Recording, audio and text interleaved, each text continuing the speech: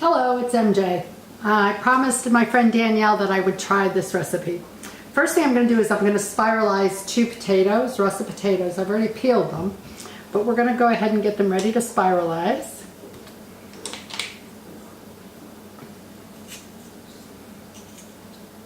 Put it on the KitchenAid spiralizer.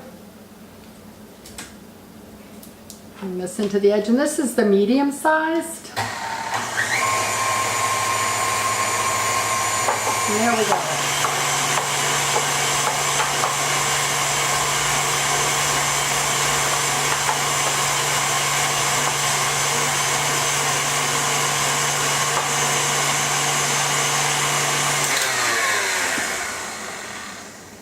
And with each potato, when you're done, whether it's sweet potato or white, you do end up with a mushroom. And you can cook that mushroom too, which we will. And it's really, really nice to try to find good symmetry in your potatoes because they will work much better while you're trying to get nice stringy pieces. This is the medium size. You can also go thinner, but because we're going to coat these in my secret sauce before we fry them, I wanted them to be a little weightier than that. Again, I'm only doing 2. It's just the 2 of us here, and this is just because I wanted to try this.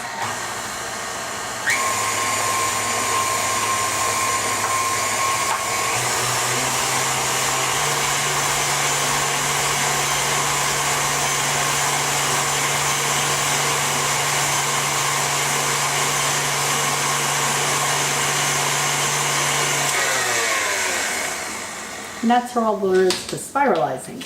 The recipe suggests that I soak these in a hot water bath for 30 minutes. So I'm going to do that, and when I come back, I'm going to tell you about this great sauce I made, and then we'll go ahead and fry these up and show you how they look. Okay, we're about ready to start frying. I've got half at a time to do.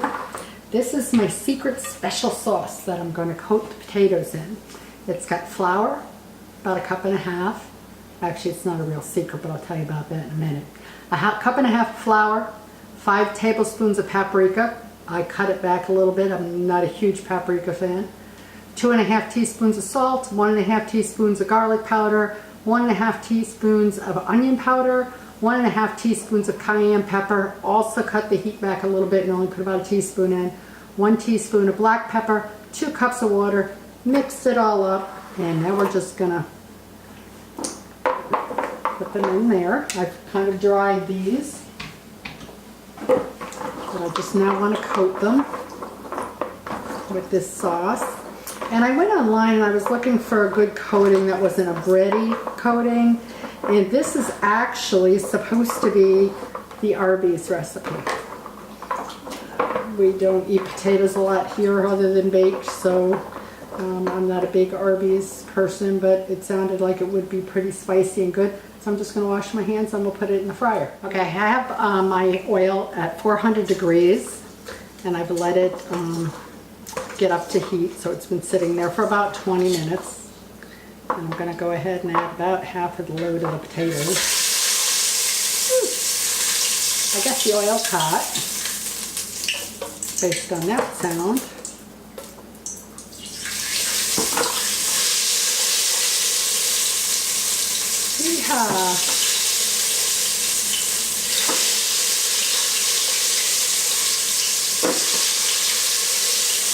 Okay, now I'm going to lower this in just a little at a time so I don't have flashback. There we go.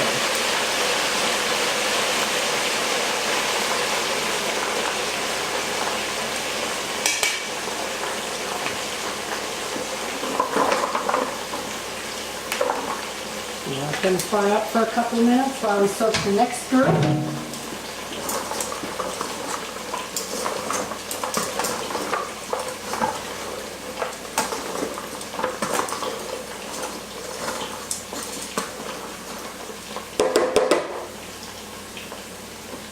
And we'll sit and watch. It's going to probably take about 4 to 5 minutes, so we'll cut back in a few moments after we get the second batch done, and I'll show you what they look like.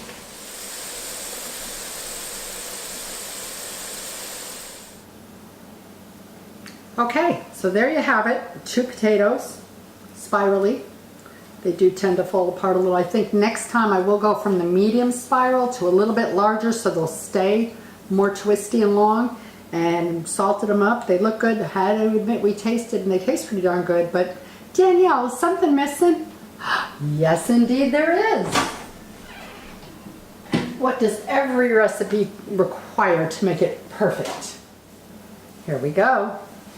To finish this recipe and make it everything Danielle asked me to make it. What do we have here, Danielle? It's beautiful cheese. So next time you're in Florida, guess what we're going to have? Yes, indeed. Bon appetit.